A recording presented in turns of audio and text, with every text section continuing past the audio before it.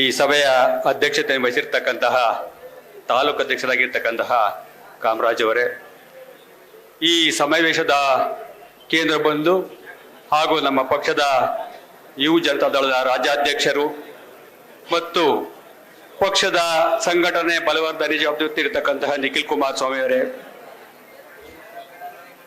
ಈ ಕ್ಷೇತ್ರದ ಮಾಜಿ ಜನಪ್ರಿಯ ಶಾಸಕರು, ನಮ್ಮ ಪಕ್ಷದ ಪ್ರಮುಖರು ಮುಖಂಡರಾಗಿರ್ತಕ್ಕಂಥ ಸುಧಾಕರ್ ಲಾಲ್ ಸಾಹೇಬ್ರೆ,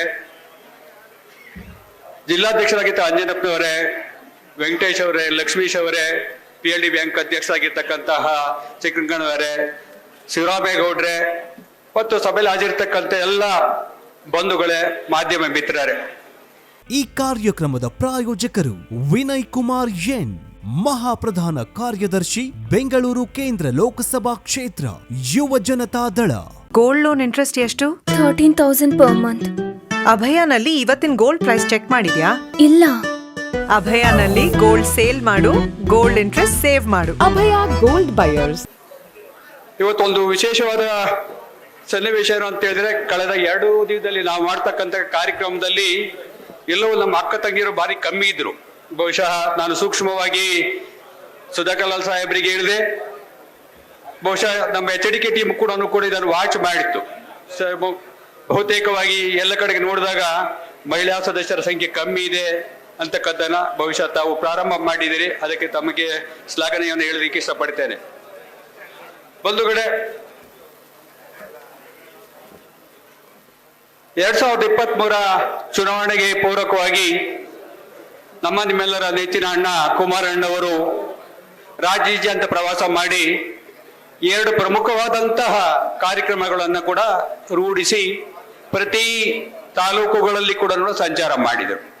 ಮೊಟ್ಟಮೊದಲನೇದಾಗಿ ಜನತಾದಿದ್ದಾರೆ, ಅದರಲ್ಲಿ ರಾಜ್ಯದಲ್ಲಿ ಹರಿತಕ್ಕಂತಹ ಎಲ್ಲ ನೀರುಗಳನ್ನ, ನದಿ ನೀರನ್ನು ಕೂಡ ಯಾವ ರೀತಿಯಾಗಿ ನಾವು ಉಪಯೋಗ ಮಾಡ್ಕೊಳ್ಬೇಕು, ರಾಜ್ಯದ ಹಕ್ಕಿಗೆ ನೀರಿನ ಹಕ್ಕೇನಿದೆ ಅದನ್ನ ಮಾಡ್ಕೊಳ್ಬೇಕು, ಮತ್ತು ಜಲಾಶಯಗಳನ್ನ, ಕೆರೆ ಕಟ್ಟೆಗಳನ್ನ ಕಟ್ಟಬೇಕು, ಪುನರ್ ನಿರ್ಮಾಣ ಮಾಡತಕ್ಕಂಥ ಒಂದು ಯಾತ್ರೆಯನ್ನ ಕೂಡ ಮಾಡಿದ್ರು. ಅದೇ ರೀತಿಯಾಗಿ ಒಂದು ಪಂಚರತ್ನ ರಥಯಾತ್ರೆ ಕೂಡ ತದನಂತರವಾಗಿ ಕೈಗೊಂಡ್ರು. ಇದರಡಿಯಲ್ಲಿ ಪ್ರತಿಯೊಂದು ಗ್ರಾಮ ಪಂಚಾಯಿತಿಯಲ್ಲಿ ಒಂದು ಪಬ್ಲಿಕ್ ಶಾಲೆ, ಒಂದು ಉತ್ತಮವಾದಂತಹ ಎಲ್ಲ ಸೌಕರ್ಯಗಳಿರ್ತಕ್ಕಂತಹ ಒಂದು ಆಸ್ಪತ್ರೆ, ಮತ್ತು ಮಹಿಳಾ ಮತ್ತು ಯುವ ಜನರ ಸಬಲೀಕರಣ, ರೈತರ ಕ್ಷೇಮಾಭಿವೃದ್ಧಿ, ಈ ರೀತಿಯಾಗಿ ಹಲವಾರು ಕಾರ್ಯಕ್ರಮಗಳನ್ನು ಕೈಗೊಂಡು ಬಹುಶಃ ಅಂತಹ ಪ್ರವಾಸವನ್ನ ಇನ್ನು ಮುಂದಿನ ದಿನಗಳಲ್ಲಿ ಯಾರೂ ಕೂಡ ಮಾಡಲಾರರು ಅಂತಕ್ಕಂಥ ನನ್ನ ಭಾವನೆ. ಆದರೆ ಅದರ ಫಲಿತಾಂಶವಾಗಿ ಜನತೆ ನಮ್ಮ ಕೈಯನ್ನ ಹಿಡಿಯಲಿಲ್ಲ. ತದನಂತರವಾಗಿ ರಾಜ್ಯದಲ್ಲಿ ಬೆಳೆದಂತಹ ರಾಜಕೀಯ ಬೆಳವಣಿಗೆಯಲ್ಲಿ ನಾವು BJP ಒಟ್ಟಿಗೆ ಒಂದು ಅಲಯನ್ಸ್ ಅನ್ನು ಮಾಡಿಕೊಂಡು ಕುಮಾರಣ್ಣವರು BJPಯ ಕೇಂದ್ರ ನಾಯಕರ ಅಂದರೆ ಪ್ರಧಾನಮಂತ್ರಿಯವರ ಒತ್ತಾಯ ಮೇರೆಗೆ ಮತ್ತು ಇತರ ಮುಖಂಡ ಒತ್ತಾಯ ಮೇರೆಗೆ ಮಂಡ್ಯದಿಂದ ಲೋಕಸಭೆಗೆ ಆರಿಸಿ ಹೋಗಿದ್ದಾರೆ. ತದನಂತರವಾಗಿ ಕೇಂದ್ರದಲ್ಲಿ ಅವರು ಉಕ್ಕು ಮತ್ತು ಬೃಹತ್ ಕೈಗಾರಿಕೆ ಸಚಿವರಾಗಿ ಕೆಲಸ ನಿರ್ವಹಣೆ ಮಾಡ್ತಿದ್ದಾರೆ. ಬಂಧುಗಳೇ, ಎಲ್ಲ ಕುಮಾರಣ್ಣ ಕಳೆದ 1 ವರ್ಷದಿಂದ ಕೂಡ ಡೆಲ್ಲಿಗೆ ಹೋದ ಮೇಲೆ ಪಕ್ಷದ ಸಂಘಟನೆ ಬಲವರ್ಧನೆ ಎಲ್ಲ ಒಂದು ಕುಂಠಿತವಾಗಿದೆ, ನಿಧಾನವಾಗಿದೆ ಅಂತೇಳಿ ನಮ್ಮೆಲ್ಲರ ಭಾವನೆ ಇದೆ. ಈ ಸಮಯದಲ್ಲಿ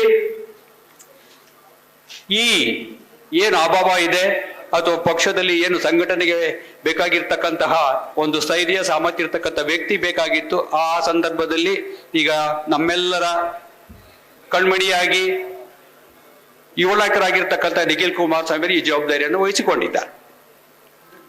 ಇದರ ಸಂದರ್ಭವಾಗಿ ಕೂಡ ಅವರೇ ಆಲೋಚನೆ ಮಾಡಿ ನಮ್ಮ ಪಕ್ಷದ ವರಿಷ್ಠರಾಗಿರ್ತಕ್ಕಂತಹ ಮತ್ತು ಮಾಜಿ ಪ್ರಧಾನಿರ್ತಕ್ಕಂಥ ದೇವೇಗೌಡ ಸಾಹೇಬರ ಮಾರ್ಗದರ್ಶನದಲ್ಲಿ, ಕುಮಾರಣ್ಣವರ ಸಲಹೆ ಮಾರ್ಗದರ್ಶನದ ಮೇರೆಗೆ ತಾವೇ ಒಂದು ಕಾರ್ಯಕ್ರಮವನ್ನ ಜೋಡಣೆ ಮಾಡಿ ರಾಜ್ಯಾದ್ಯಂತ ಈ ಕಾರ್ಯಕ್ರಮದ ಅಡಿಯಲ್ಲಿ ಅಂದರೆ ಜನರೊಂದಿಗೆ ಜನತಾ ದಳ ಅಭಿಯಾನವನ್ನು ಶುರು ಮಾಡಿದ್ದಾರೆ.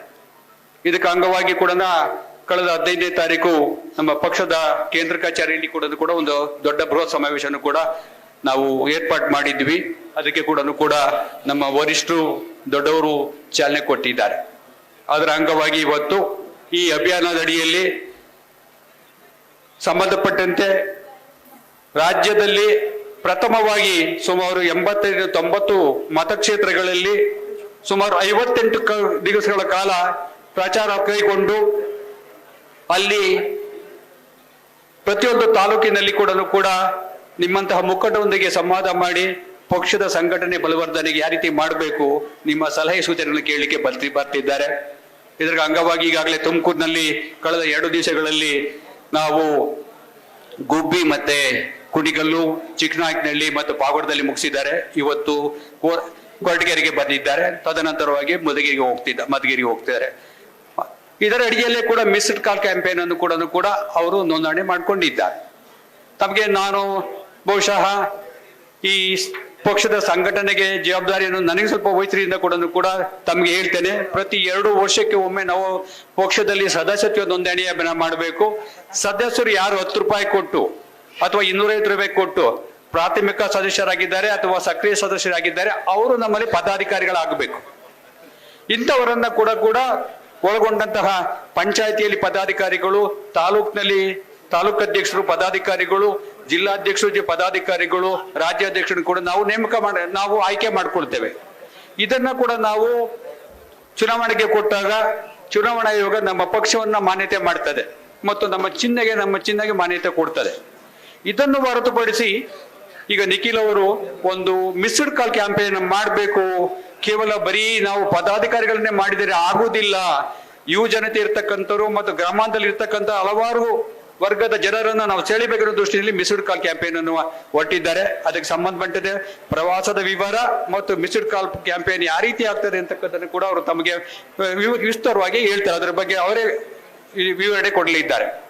ಬಂಧುಗಳೇ, ಕೇವಲ ನಾವು ಚುನಾವಣೆ ಬಂದ ಸಮಯದಲ್ಲಿ ಕೂಡ ಪಕ್ಷದ ಸಂಘಟನೆಗೆ ಮಾಡಿದ್ರೆ ಸಾಕಲಾರದು. ಈಗಾಗಲೇ ಇನ್ನೇನು ಅಕ್ಟೋಬರ್ ನವೆಂಬರ್ ತಿಂಗಳಲ್ಲಿ ಕೂಡ ತಾಲೂಕ್ ಪಂಚಾಯಿತಿ ಮತ್ತು ಜಿಲ್ಲಾ ಪಂಚಾಯತ್ ಚುನಾವಣೆ ಬರ್ತಕ್ಕಂತಹ ಸನ್ನಿವೇಶಗಳು ಜಾಸ್ತಿ ಇದೆ.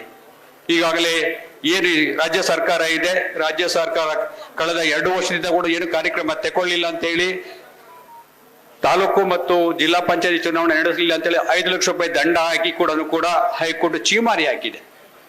ಇದಲ್ಲದೆ ಕೂಡ ಮುಂಬರ್ತಕ್ಕಂಥ ಡಿಸೆಂಬರ್ ಮತ್ತು ಜನವರಿಯಲ್ಲಿ ಕೂಡ ಗ್ರಾಮ ಪಂಚಾಯತಿಗಳ ಟರ್ಮ್ ಏನಿದೆ ಅದು ಕೂಡ ಮುಗಿತಾ ಬಂದಿದೆ. ಈ ದೃಷ್ಟಿಯಲ್ಲಿ ನಾವೆಲ್ಲರೂ ಕೂಡ ಈ ಬಗ್ಗೆ ಎಚ್ಚರ ವಹಿಸೋಣ. ಮೊದಲನೇದಾಗಿ ಸ್ಥಳೀಯ ಸಂಸ್ಥೆಗಳಲ್ಲಿ ಕೂಡ ನಾವು ಅಧಿಕಾರವನ್ನು ಹಿಡಿಬೇಕಾಗ್ತಕ್ಕಂಥದ್ದು ತಮ್ಮ ಗಮನಕ್ಕೆ ತರ್ತೇನೆ. ಬಂಧುಗಳೇ, ನಾವು ಕೇವಲ ಇಷ್ಟಕ್ಕೆ ಕೇವಲ ಸದಸ್ಯತ್ವ ನೋಂದಣಿ ಅಭಿಯಾನಕ್ಕೆ ನಾವು ಸೀಮಿತ ಆಗಬಾರದು. ಏನು ನಮ್ಮ ಪಕ್ಷದ ವರಿಷ್ಠರಾಗಿರ್ತಕ್ಕಂಥ ದೇವೇಗೌಡಜಿಯವರು ರಾಜ್ಯದ ಮುಖ್ಯಮಂತ್ರಿಯಾಗಿ ಪ್ರಧಾನಮಂತ್ರಿಯಾಗಿ ಏನು ದೇಶಕ್ಕೆ ಮತ್ತು ನಾಡಿಗೆ ಏನು ಸವಲತ್ತು ಕೊಟ್ಟಿದ್ದಾರೆ ಅದನ್ನೆಲ್ಲ ಕೂಡ ಹೇಳ್ಕೊಂಡು ಹೋಗ್ಬೇಕಾಗ್ತದೆ ನಾವು. ಬಂಧುಗಳೇ, ರಾಜ್ಯದ ಮುಖ್ಯಮಂತ್ರಿಯಾಗಿದ್ದಾಗ ನಿಮಗೆ ಗೊತ್ತಿದೆ, ಸ್ಥಳೀಯ ಸಂಸ್ಥೆಗಳಲ್ಲಿ ಅದು ನಗರಸಭೆ ಇರ್ಬೋದು ಅಥವಾ ಪಂಚಾಯತಿಗಳಲ್ಲಿ ಇರ್ಬೋದು, ಅದಕ್ಕೆ 33% ರಿಸರ್ವೇಶನ್ ತಂದವರು ಮಿಸ್ಟರ್ ದೇವೇಗೌಡರು ಅಂತಕ್ಕಂಥದ್ದು ತಮ್ಮ ಗಮನದಲ್ಲಿ ಇಟ್ಕೋಬೇಕಾಗ್ತಾರೆ. ಅದೇ ರೀತಿಯಾಗಿ ಕೂಡ ಶಾಲಾ ಶಿಕ್ಷಕರ ಏನು ಆಯ್ಕೆ ಇತ್ತು ಅದರಲ್ಲಿ ಕೂಡ 50% ರಿಸರ್ವೇಶನ್ ಮಹಿಳೆಯರಿಗೆ ಕೊಟ್ಟಿರ್ತಕ್ಕಂಥದ್ದಿದೆ. ಮತ್ತು ಕೇಂದ್ರದಲ್ಲಿ ಪ್ರಧಾನಿಯಾಗಿ ಕೂಡ ದೇಶದಲ್ಲಿ ಇರ್ತಕ್ಕಂತಹ ಎಲ್ಲ ನೀರಾವರಿ ಯೋಜನೆಗಳಿಗೆ ಕೂಡ ಒಂದು ಆಕ್ಸಿಲರೇಟೆಡ್ ಇರಿಗೇಷನ್ ಬೆನಿಫಿಟ್ ಪ್ರೋಗ್ರಾಮ್ ಅನ್ನೋ ದೃಷ್ಟಿಯಲ್ಲಿ ಕೂಡ ಸಾವಿರಾರು ಲಕ್ಷಾಂತರ ಕೋಟಿ ರೂಪಾಯಿ ಕೂಡ ನೀಡಿದ್ದಾರೆ. ಅದರಲ್ಲಿ ಕರ್ನಾಟಕಕ್ಕೆ ಸುಮಾರು 19,000 ಕೋಟಿ ರೂಪಾಯಿ ಈವರೆಗೆ ಹರಿದು ಬಂದಿದೆ. ಈ ದೃಷ್ಟಿನಲ್ಲಿ ನಾನು ತಮ್ಮಲ್ಲಿ ಕೇಳ್ಕೊಳ್ಳೋದು ಇಷ್ಟೇನೆ ಕೂಡ ಇವೆಲ್ಲವನ್ನೂ ಕೂಡ ನಾವು ಜನಕ್ಕೆ ಮುಟ್ಟಿಸಬೇಕಾಗ್ತದೆ. ಇನ್ನು ಕುಮಾರಣ್ಣವರು 2 ಬಾರಿ ರಾಜ್ಯದ ಮುಖ್ಯಮಂತ್ರಿಯಾಗಿ ಹಲವಾರು ಕಾರ್ಯಕ್ರಮಗಳನ್ನು ಕೊಟ್ಟಿದ್ದಾರೆ. ಯಾಕೆಂದ್ರೆ ಕುಮಾರಣ್ಣನಲ್ಲಿ ಒಂದು ಅಪವಾದ ಇದೆ, ಅವ್ರೇನು ಮಾಡಲಿಲ್ಲ, ಕೇಂದ್ರದ ಕೇಂದ್ರದ ಸಚಿವರಾಗಿದ್ದಾರೆ, ರಾಜ್ಯಕ್ಕೆ ಏನು ಕೂಡ ಕೈಗಾರಿಕೆ ತರಲಿಲ್ಲ ಅಂತಕ್ಕಂಥದ್ದು ಕೂಡ ಕಾಂಗ್ರೆಸ್ನವರು ಪದೇ ಹೇಳ್ತಾ ಇರ್ತಾರೆ. ದಯಮಾಡಿ ತಾವು ಮನವರಿಕೆ ಮಾಡಿಕೊಡ್ಬೇಕು. ರಾಜ್ಯದಲ್ಲಿ ಪ್ರಪ್ರಥಮವಾಗಿ ಗ್ರಾಮ ವಾಸ್ತವ್ಯ ಮಾಡಿದ್ದು ಯಾರು, ಜನತಾ ದರ್ಶನಕ್ಕೆ ಮಾಡಿದವರು ಯಾರು, ಮತ್ತು ವೃದ್ಧಾಪ್ಯ ವೇತನ ಆಗ್ಬೋದು ಇತರ ವೇತನಗಳನ್ನು ಏರಿಸಿದವರು ಯಾರು, ಇವನ್ನೆಲ್ಲವನ್ನು ಕುಮಾರಣ್ಣ ಕಾಲದಲ್ಲಿ ಆಗಿರ್ತಕ್ಕಂಥದ್ದು. ಮತ್ತು ಮೊದಲನೇ ಬಾರಿಗೆ ಕೂಡ 50,000 ರೂಪಾಯಿ ರೈತರ ಸಾಲವನ್ನು ಕೂಡ ಮನ್ನಾ ಮಾಡಿದ್ರು. ತದನಂತರ 2ನೇ ಬಾರಿ ಮುಖ್ಯಮಂತ್ರಿ ಆಗಿದ್ದಾಗಲೂ ಕೂಡ 2 ಲಕ್ಷದವರೆಗೆ ಕೂಡ ಸಹಕಾರ ಬ್ಯಾಂಕಿಂದು ಮತ್ತು ಕಮರ್ಷಿಯಲ್ ಬ್ಯಾಂಕಿಂದು ಕೂಡ ಮನ್ನಾ ಮಾಡಿರ್ತಕ್ಕಂಥದ್ದು. ಈಗ ಕೂಡ ಕೇಂದ್ರ ಸಚಿವರಾಗಿ ಕೂಡ ಲಾಲ್ ಸಾಹೇಬ್ರು ಹೇಳ್ತಾ ಇದ್ರು, ರಾಜ್ಯದಲ್ಲಿ ಇರ್ತಕ್ಕಂತಹ ಏನ್ ಕುದುರೆಮುಖ ಐರನ್ ಕಂಪನಿ ಇದೆ ಅದು ನೆನೆಗುದಿಗೆ ಬಿದ್ದಿತ್ತು. ಆ ಕಂಪನಿಗೆ ದೇವದಾರು ಸಂಡೂರಲ್ಲಿ ತಾಲೂಕಿನಲ್ಲಿ ಇರ್ತಕ್ಕಂಥ ದೇವದಾರು ಗಡಿ ಪ್ರದೇಶದಲ್ಲಿ ಆ ಕಂಪನಿಯನ್ನ ಪುನಶ್ಚೇತನಗೊಳಿಸಲಿಕ್ಕೋಸ್ಕರವಾಗಿ ಗುತ್ತಿಗೆ ಕೊಟ್ಟು ಅದಕ್ಕೆ ಸುಮಾರು ಒಂದು 4,000-5,000 ಕೋಟಿ ರೂಪಾಯಿದಲ್ಲಿ ಕೊಡಿ ಪುನಶ್ಚೇತನ ಕೊಡ್ತಕ್ಕಂಥ ಒಂದು ಕೇಂದ್ರ ಸಚಿವದ ಸಂಪುಟದ ಅನುಮತಿಯನ್ನು ಕೂಡ ಪಡ್ಕೊಂಡಿದ್ದಾರೆ. ಅದೇ ರೀತಿಯಾಗಿ ಕೂಡ ಪ್ರಸಿದ್ಧವಾಗಿರ್ತಕ್ಕಂತಹ ವಿಶ್ವೇಶ್ವರಯ್ಯ ಸ್ಟೀಲ್ ಪ್ಲಾಂಟ್ ಏನೇ ಭದ್ರಾವತಿಯಲ್ಲಿದೆ ಅದಕ್ಕೂ ಮಾರಾಟಕ್ಕಿತ್ತು. ಅದನ್ನು ಕೂಡ ಪುನಶ್ಚೇತನ ಮಾಡಬೇಕು ಅಂತೇಳಿ ಒಂದು ಸುಮಾರು 6,000 ಕೋಟಿ ರೂಪಾಯಿ ವೆಚ್ಚದಲ್ಲಿ ಕೂಡ ಅದನ್ನ ಕೈಗೆತ್ಕೊಂಡಿದ್ದಾರೆ. ಅದೇ ರೀತಿಯಾಗಿ ಕೂಡ ತಮಗೆ ಗೊತ್ತಿರುವ ಹಾಗೆ ಕೂಡ ವೈಜಾಗ್ ಸ್ಟೀಲ್ ಪ್ಲಾಂಟ್ ಅದು ಸುಮಾರು 1 ಲಕ್ಷ ಕೋಟಿ ರೂಪಾಯಿಗೆ ಇದರಲ್ಲಿ ಕೂಡ ಮಾರಾಟಕ್ಕೆ ಇತ್ತು. ಅದಕ್ಕೆ ಚಂದ್ರಬಾಬು ನಾಯ್ಡು ಅವರ ಒತ್ತಾಯದ ಮೇರೆಗೆ, ಆಂಧ್ರ ಮುಖ್ಯಮಂತ್ರಿ ಒತ್ತಾಯದ ಮೇರೆಗೆ ಮತ್ತು ಅವರ ಸಹಯೋಗದೊಂದಿಗೆ ಕೂಡ ಸುಮಾರು 12,000 ಕೋಟಿ ರೂಪಾಯಿಯನ್ನು ಇನ್ವೆಸ್ಟ್ಮೆಂಟ್ ಮಾಡಿ ಅದನ್ನು ಪುನಶ್ಚೇತನ ಕೊಡ್ತಕ್ಕಂಥ ವ್ಯವಸ್ಥೆಯನ್ನು ಮಾಡಿದ್ದಾರೆ. ಇದಲ್ಲದೆ ಕೂಡ ಇವತ್ತೇನು ಎಲೆಕ್ಟ್ರಿಕಲ್ ವೆಹಿಕಲ್ಸ್ ಏನಿದೆ, ಏನು ಬಸ್ಗಳಿದಾವೆ, ಅದರ ಇನ್ಚಾರ್ಜ್ ಇವರೇ ಇರ್ತಕ್ಕಂಥದ್ದು. ಇವತ್ತು ಕೇಂದ್ರ ಸರ್ಕಾರದಿಂದ ಬೆಂಗಳೂರಿನ BMTCಗೆ ಸುಮಾರು 3,500 ಎಲೆಕ್ಟ್ರಿಕಲ್ ವೆಹಿಕಲ್ಸ್ ಮೋಟರ್ ಬಸ್ಸುಗಳನ್ನು ಕೂಡ ಅಲಾಟ್ಮೆಂಟ್ ಅನ್ನು ಮಾಡಿದ್ದಾರೆ. ಇಷ್ಟೆಲ್ಲ ಇದ್ದರೂ ಕೂಡ ನಾವು ಇದನ್ನು ಜನತೆಗೆ ಮುಟ್ಟಿಸುವಲ್ಲಿ ವಿಫಲವಾಗಿದ್ದೇವೆ. ದಯಮಾಡಿ ತಾವೆಲ್ಲರೂ ಕೂಡ ಇದನ್ನು ಕೂಡ ನಾವು ಬೇಕಾದ್ರೆ ಇದನ್ನು ಒಂದು ಕರಪತ್ರವಾಗಿ ಹೊರಡಿಸ್ತೇವೆ. ಅದನ್ನು ದಯಮಾಡಿ ತಾವೆಲ್ಲರಿಗೂ ಜನರಿಗೆ ತಿಳಿಸಬೇಕು ಅಂತ ಹೇಳಿ ಕೋರಿಕೆ ಮಾಡ್ತಾನೆ. ಇನ್ನು ಕೊನೆಯದಾಗಿ ನಮ್ಮ ದೊಡ್ಡವರು, ನಮ್ಮೆಲ್ಲರ ಚೈತನ್ಯ ಮೂರ್ತಿ ಆಗಿರ್ತಕ್ಕಂಥ ದೇವೇಗೌಡಜಿಯವರ ಮೊನ್ನೆ ಕೂಡ 93ನೇ ಹುಟ್ಟಹಬ್ಬವನ್ನು ನಾವು ಆಚರಣೆ ಮಾಡಿದ್ದೇವೆ. ಇದರ ಸಂದರ್ಭದಲ್ಲಿ ಸಂದರ್ಭದಲ್ಲಿ ಕೂಡ ಒಂದು ಟ್ರಸ್ಟ್ ಬೆಂಗಳೂರಿನಲ್ಲಿ ದೇವೇಗೌಡಜಿಯವರಿಗೆ ಒಂದು ಅಭಿನಂದನೆ ಸಲ್ಲಿಸಬೇಕು ಅಂತೇಳಿ ಬರುವ ಭಾನುವಾರ 22ನೇ ತಾರೀಕು ಜಗಜೀವನರಾಮ್ ಭವನದಲ್ಲಿ, ಅಂದ್ರೆ ಏನು ಲೆಪ್ರಸಿ ಹಾಸ್ಪಿಟಲ್ ಏನಿತ್ತು ಶ್ರೀಗಂಧದ ಕಾವಲು ಅಂತ ಹೇಳ್ತೀವಿ, ಅಲ್ಲಿ 2 ಗಂಟೆಗೆ ಒಂದು ಅಭಿನಂದನಾ ಸಮಾರಂಭ ಇಟ್ಕೊಂಡಿದ್ದಾರೆ. ಇದರಲ್ಲಿ ಹಲವಾರು ಸ್ವಾಮೀಜಿಗಳು ಮತ್ತು ವಿವಿಧ ಕ್ಷೇತ್ರಗಳಲ್ಲಿ ಯಾರು ಸಾಧನೆ ಮಾಡಿದರೆ ಸಾಧಕರಿಗೆ 93 ಜನ ಸಾಧಕರಿಗೆ ಕೂಡ ಸನ್ಮಾನ ಮಾಡ್ತಾರೆ. ಈ ದೃಷ್ಟಿಯಲ್ಲಿ ತಾವು ಪಕ್ಷಾತೀತವಾಗಿದ್ರು ಕೂಡ ನಮ್ಮ ಪಕ್ಷದ ವತಿಯಿಂದ ತಾವೆಲ್ಲ ಮುಖಂಡರು ಬರಬೇಕು, ಬಂದು ಆ ಕಾರ್ಯಕ್ರಮವನ್ನ ಯಶಸ್ವಿಗೊಳಿಸಿದರೆ ಅವ್ರಿಗೆ ತುಂಬಾ ಸಂತೋಷ ಆಗ್ತದೆ ಅಂತ ನಾನು ತಿಳಿಸ್ಲಿಕ್ಕೆ ಇಷ್ಟಪಡ್ತೇನೆ. ಬಂಧುಗಳೇ, ಇನ್ನು ಈ ಜನರೊಂದಿಗೆ ಜನತಾದಳ ಅಂತಕ್ಕಂತಹ ಏನೊಂದು ಅಭಿಯಾನ ಇದೆ ಅದರ ಬಗ್ಗೆ ಸವಿಸ್ತರವಾಗಿ ನಮ್ಮ ಯುವ ನಾಯಕರು ತಮಗೆ ನೀಡಲಿದ್ದಾರೆ. ನನಗೆ ಮಾತಾಡಲಿಕ್ಕೆ ಅವಕಾಶ ಮಾಡಿಕೊಟ್ಟ ತಮ್ಮೆಲ್ಲರಿಗೂ ವಂದಿಸುತ್ತೇನೆ. ಜೈ ಜೈ ಜೈ ಕರ್ನಾಟಕ, ಜೈ JDS. ಇಂದಿನ ನಮ್ಮ ಪಕ್ಷದ ಸಂಘಟನೆಯ ದೃಷ್ಟಿಯಿಂದ ಏನು ಈ ಒಂದು ಕಾರ್ಯಕ್ರಮದ ವೇದಿಕೆಯಲ್ಲಿ ಆಸೀನರಾಗಿ ಕಾರ್ಯಕ್ರಮವನ್ನು ಉದ್ಘಾಟನೆ ಮಾಡಿದಂತಹ ನಿಮ್ಮೆಲ್ಲರ ನೆಚ್ಚಿನ ಯುವ ನಾಯಕರು, ಅತ್ಯಂತ ಪ್ರೀತಿಯನ್ನ ನಮ್ಮ ಕಾರ್ಯಕರ್ತರು ಮುಖಂಡರ ಮೇಲೆ ಇಟ್ಟಿರ್ತಕ್ಕಂಥ ಸನ್ಮಾನ್ಯ ನಿಖಿಲ್ ಕುಮಾರಸ್ವಾಮಿ ಅವರೇ. ಈ ಕಾರ್ಯಕ್ರಮದ ಪ್ರಾಯೋಜಕರು ವಿನಯ್ ಕುಮಾರ್ ಎನ್, ಮಹಾಪ್ರಧಾನ ಕಾರ್ಯದರ್ಶಿ, ಬೆಂಗಳೂರು ಕೇಂದ್ರ ಲೋಕಸಭಾ ಕ್ಷೇತ್ರ, ಯುವ ಜನತಾ ದಳ. ಗೋಲ್ಡ್ ಲೋನ್ ಇಂಟ್ರೆಸ್ಟ್ ಎಷ್ಟು? 13,000 ಪರ್ ಮಂತ್. ಅಭಯನಲ್ಲಿ ಇವತ್ತಿನ ಗೋಲ್ಡ್ ಪ್ರೈಸ್ ಚೆಕ್ ಮಾಡಿದ್ಯಾ? ಇಲ್ಲ. ಅಭಯನಲ್ಲಿ ಗೋಲ್ಡ್ ಸೇಲ್ ಮಾಡು, ಗೋಲ್ಡ್ ಇಂಟ್ರೆಸ್ಟ್ ಸೇವ್ ಮಾಡು. ಅಭಯ ಗೋಲ್ಡ್ ಬಯರ್ಸ್. ಈ ಒಂದು ವೇದಿಕೆಯಲ್ಲಿ ಆಸೀನರಾಗಿರ್ತಕ್ಕಂಥ JDS ಪಕ್ಷದ ಅಧ್ಯಕ್ಷ ಆಗಿರ್ತಕ್ಕಂಥ RC ಅಂಜನಪ್ಪನವರೇ, ವಿಧಾನ ಪರಿಷತ್ನ ಸದಸ್ಯರು, ಹಿರಿಯರು, ನಮ್ಮೆಲ್ಲರ ಮಾರ್ಗದರ್ಶಿಗಳು ಆಗಿರ್ತಕ್ಕಂಥ ತಿಪ್ಪೇಸ್ವಾಮಿ ಸಾಹೇಬ್ರೆ, ನಮ್ಮ ಪಕ್ಷದ ಕ್ಷೇತ್ರದ ಅಧ್ಯಕ್ಷ ಆಗಿರ್ತಕ್ಕಂಥ ಕಾಮರಾಜ್ ಅವರೇ, ಕಾರ್ಯಾಧ್ಯಕ್ಷರಾಗಿರ್ತಕ್ಕಂಥ ಲಕ್ಷ್ಮೀಶ್ ಅವರೇ, ವಿಶೇಷವಾಗಿ ಯುವಕರನ್ನ ಸಂಘಟನೆಯನ್ನ ಮಾಡ್ತೇನೆ, ಯುವಕರ ಜೊತೆಯಲ್ಲಿದ್ದುಕೊಂಡು ಯುವಕರ ಪರವಾಗಿ ಹಲವಾರು ಕಾರ್ಯಕ್ರಮಗಳನ್ನ ಹಮ್ಮಿಕೊಳ್ತಿರ್ತಕ್ಕಂಥ ಯುವ ಮುಖಂಡರಾಗಿರ್ತಕ್ಕಂಥ ವೆಂಕಟೇಶ್ ಅವರೇ,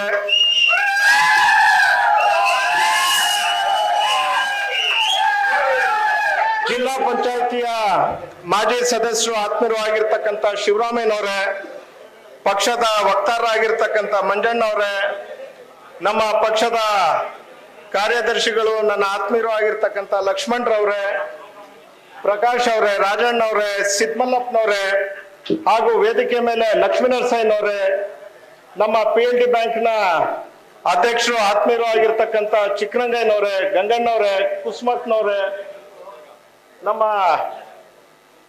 KMF ನ ನಿರ್ದೇಶಕರು ಆತ್ಮೀಯರು ಆಗಿರ್ತಕ್ಕಂಥ ಸಿದ್ಧಗಂಗಯ್ಯನವರೇ, ದೇವರಾಜ್ ಅವರೇ, ರಮೇಶ್ ಅವರೇ, PLD ಬ್ಯಾಂಕಿನ ನಮ್ಮ ಹಿರಿಯ ಸದಸ್ಯರು ಆತ್ಮೀಯರು ಆಗಿರ್ತಕ್ಕಂಥ ರವಿ ಅಣ್ಣವರೇ, ಅಶ್ವಥ್ ನಾರಾಯಣ ರಾಜುರವರೇ, ನಮ್ಮ ಮತ್ತವರು ವೆಂಕಟೇಶ್ ಅವರೇ, ಹಾಗೂ ವೇದಿಕೆ ಮೇಲೆ ಇರ್ತಾರೆ ರಂಗಣ್ಣವರೇ, ಲಕ್ಷ್ಮೀಕಾಂತ್ರವರೇ, ಎಲ್ಲರೂ ವೇದಿಕೆ ಮೇಲೆ ಇರ್ತಕ್ಕಂಥ ಎಲ್ಲ ಆತ್ಮೀಯರೇ ಮತ್ತು ಎಲ್ಲ ಹೋಬಳಿಗಳಿಂದ ಬಂದಿರತಕ್ಕಂಥ ನನ್ನ ಪಕ್ಷದ ಎಲ್ಲ ಆತ್ಮೀಯ ಮುಖಂಡರುಗಳೇ, ಹಿರಿಯರೇ, ತಾಯಂದಿರೇ, ಪತ್ರಿಕಾ ಮಾಧ್ಯಮದ ಮಿತ್ರರೇ, ನಾವೆಲ್ಲರೂ ಕೂಡ ಇವತ್ತು ಈ ಒಂದು ಕಾರ್ಯಕ್ರಮವನ್ನ ಹಮ್ಮಿಕೊಂಡಿರ್ತಕ್ಕಂಥದ್ದು ಬಹುಶಃ ತಮ್ಮೆಲ್ಲರಿಗೂ ಕೂಡ ಗೊತ್ತಿದೆ.